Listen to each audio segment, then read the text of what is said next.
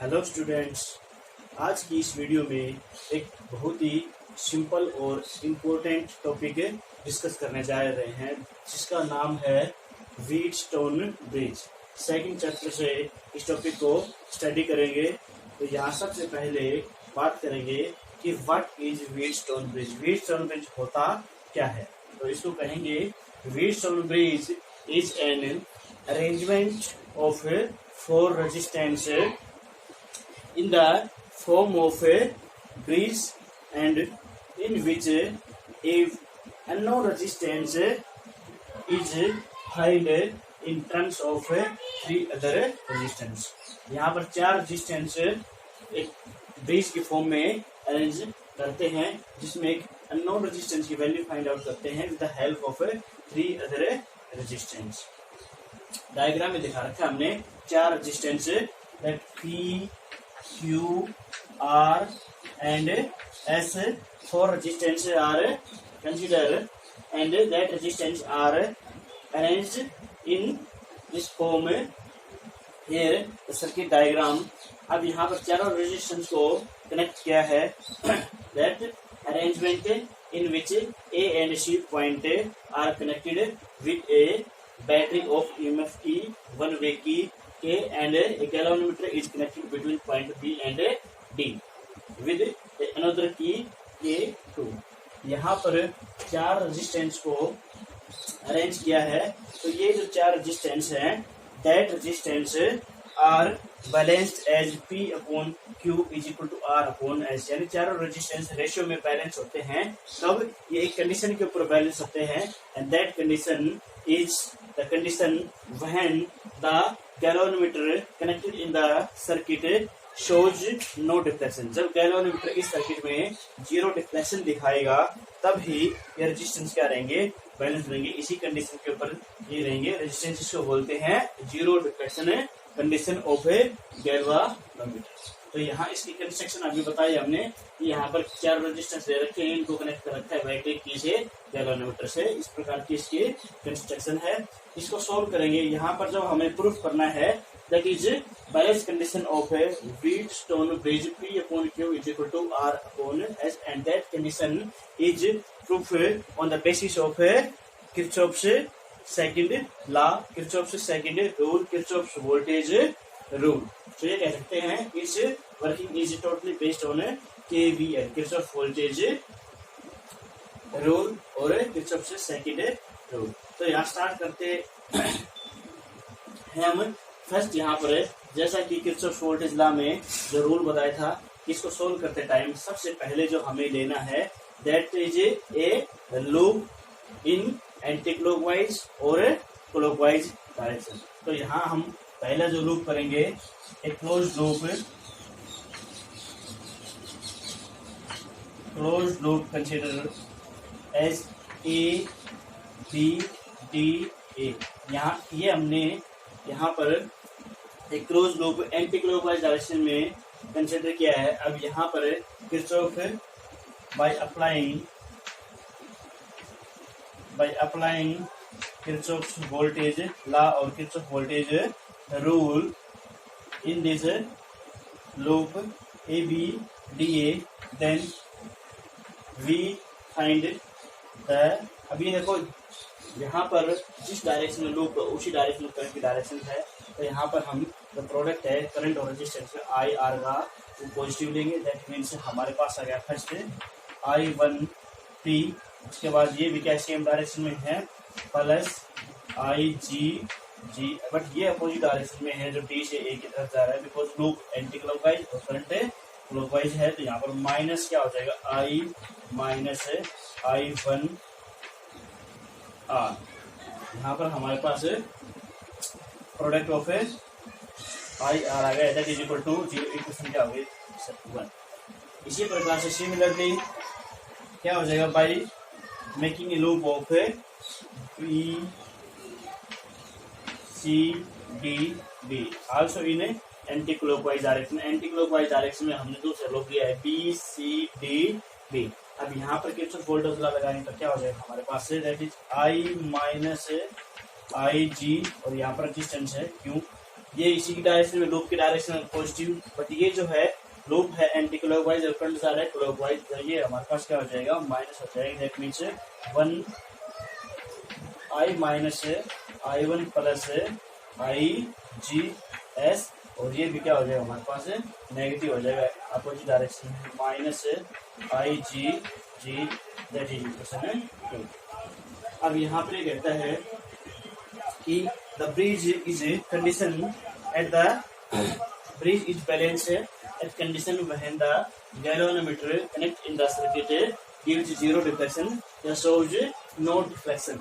That means gives galvanometer gives zero deflection. That means the galvanometer current becomes zero, Ig becomes zero, and is this condition when galvanometer shows no deflection, then the condition is balanced.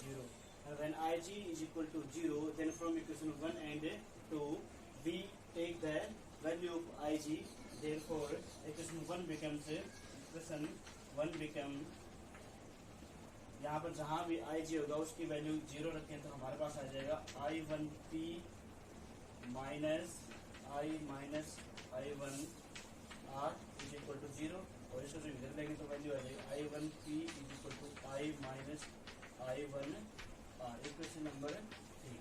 यहाँ ये Ig 0 होगा।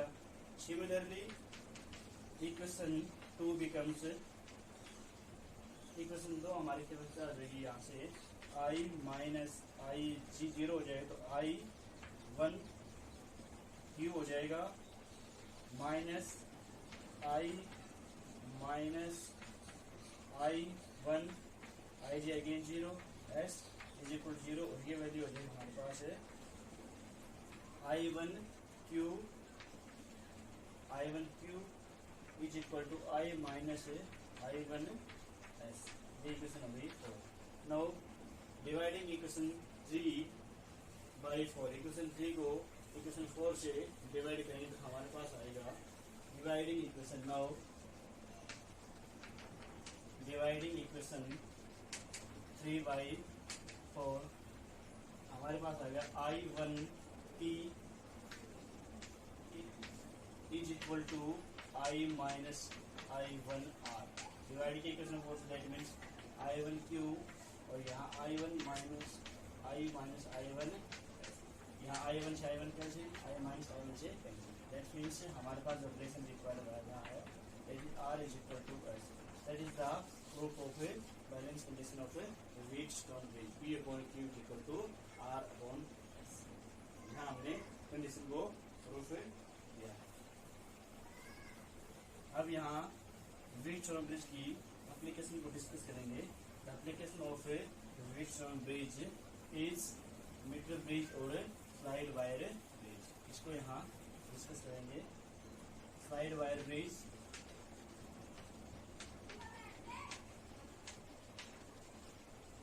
Slide wire bridge, और इसको बोलते हैं metre bridge, metre bridge.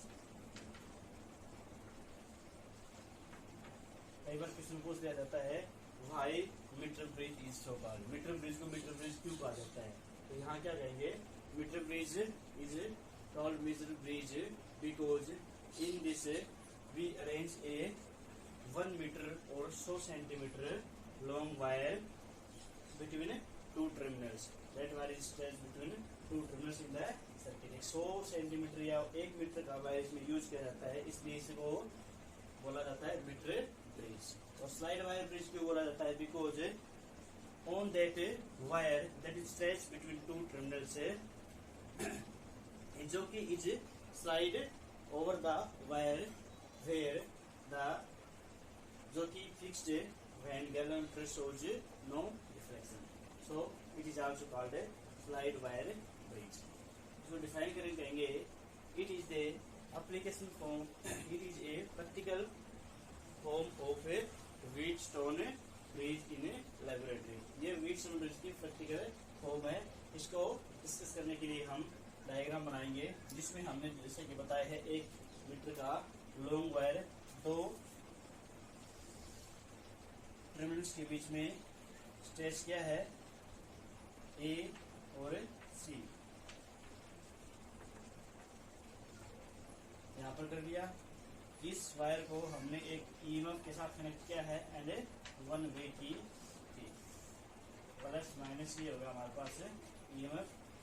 That point A and C is connected to a copper strip with two gaps. Here both ends are connected with a copper strip with two gaps like this,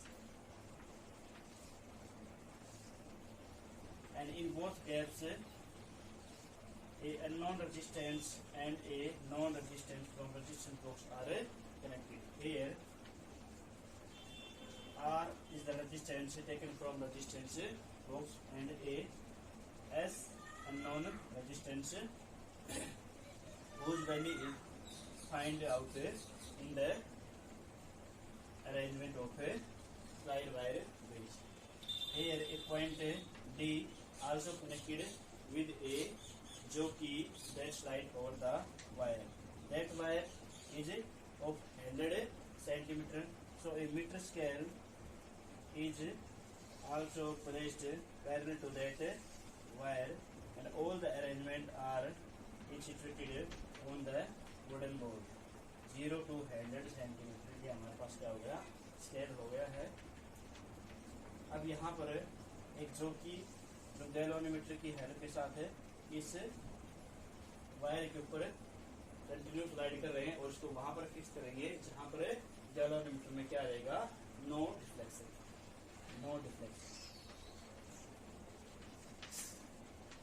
हमने suppose किया, let's suppose at this point the galvanometer shows no deflection, so the जो की is placed at this point and this point is B. So जिस point के ऊपर ये जो की को फिक्स किया है that point is from point A and the length of that point is L.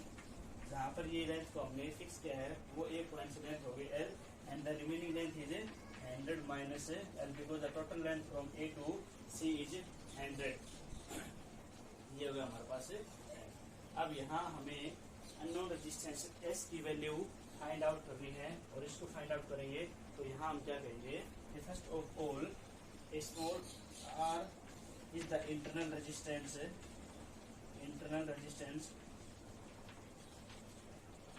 Her wire का इंटरनल रेजिस्टेंस होता है। तो यहाँ क्या हो जाएगा, if small R is the internal resistance then the internal resistance of the wire of length L, जो length है वायर की उसका जो इंटरनल रेजिस्टेंस हो जाएगा दैट इज एल आर, उसका इंटरनल रेजिस्टेंस होगा एल आर। और इसकी जो लेंथ है हमारे पास वो हम मानेंगे A B is equal to L length होगा और इसका इंटर रेजिस्टेंस हो जाएगा एल आर। और इस इंटर रेजिस्टेंस को मैंने नाम दे दिया पी रेजिस्टेंस। सिमिलरली हमारे पास जो रिमेनिंग लेंथ है 100 माइनस एल, तो resistance of 100 minus L length है is 100 minus L R and that is equal to Q. इसको मैंने क्यू रेजिस्टेंस के बराबर कर दिया है और ये जो लेंथ है दैट इज इक्वल टू इसलिए किसके बराबर हो जाएगी, बीसी के बराबर हो जाएगी। Now by using the balance condition of a Wheatstone bridge, P upon Q is equal to R upon S। तो हमारे पास यहाँ R और S दो रेजिस्टेंस थे जिसमें S की वैल्यू फाइंड आउट करनी है और दो हमने यहाँ से फाइंड आउट कर लिए हैं। The P is LR and the Q is 100 minus LR। तो यहाँ इसकी वैल्यू पुट करेंगे दैट मीन्स हमारे पास हो गया L R अपॉन में 100 minus L into R is equal to R upon S। यहाँ small r cancel and here the value of S that to be calculated S is equal to क्या हो जाएगा हमारे पास 100 minus L by L into R।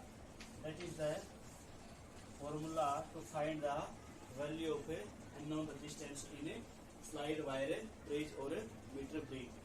Here the value of L, length of that wire is calculated by the meter scale and the value of resistance is taken from the resistance box. After it, we can calculate the value of a unknown resistance.